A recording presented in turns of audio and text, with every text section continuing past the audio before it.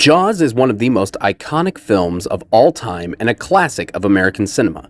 However, the production of the film was an absolute nightmare, and the story changed quite drastically during production. In the film, the shark isn't really seen in its entirety until the third act, with only a glimpse of it beforehand.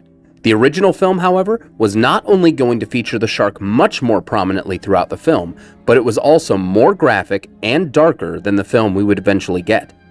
Storyboards from the production show that the first time we would see the shark in its entirety was during the second attack on Alex Kintner at the beach. In the film, all we see is the boy being dragged under. In the original script, however, the shark lunges out of the water and grabs Alex in its jaws in a much more graphic display. This scene was actually filmed, but because of technical issues with the mechanical shark and the dummy replacement for Alex not being convincing enough, the scene was reworked. If that's not enough, during the scene, the shark wouldn't just eat Alex, but several other swimmers as well. After this, we would then see a scene of a fisherman at night, whose boat is attacked by the shark before he too would become a midnight snack.